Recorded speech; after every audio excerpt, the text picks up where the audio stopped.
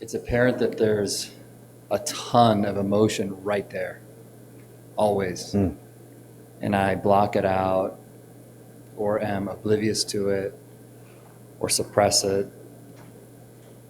And I'm wondering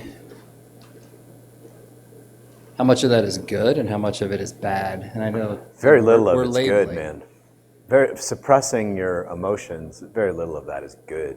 Right, but if I swam in that every day, you'd be fine. You'd actually probably be better.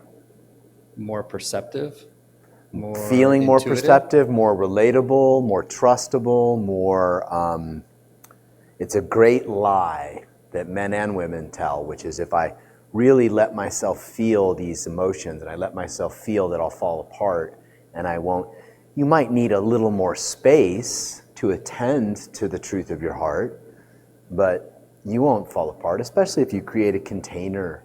So let's say you just did 20 minutes of this every day or 30 minutes and you just kind of let yourself feel what you feel, and then you end kind of like we did, like a yogi on the mountain, deeply connected to consciousness, deeply feeling the things, rooting into the ground, then get on with your day.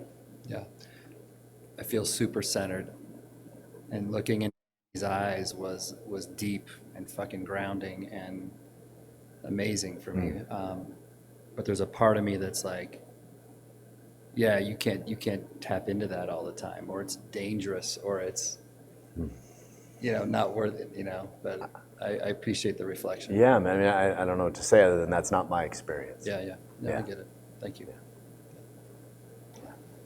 And the thing about the feminine is the feminine the feminine's like a tsunami. Like good feminine practice is like a volcano. It's like a tsunami. It's like a storm. It's like nature. So it's going to wash stuff away. It's going to uproot things. It's going to open things. It's going to make things messy. So that's part of the beauty of feminine practice, because most of us in the masculine have a rigidity, right? And rigidity around anything is a closure. Anything that we're just like, meh.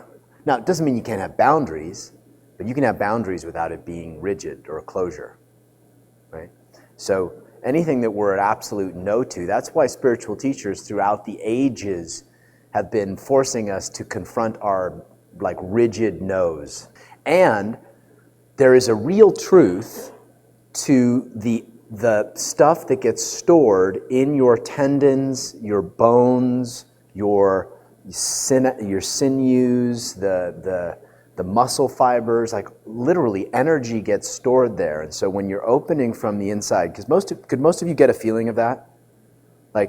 It actually, I feel my shoulders open in the midst of this and my spine that's very much releasing toxins, stored emotions, all of that stuff.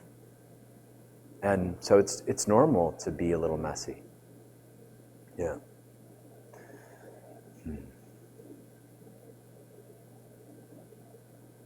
The way to do that, because I saw your hand up, is if you're worried about falling apart, create a space to consciously fall apart.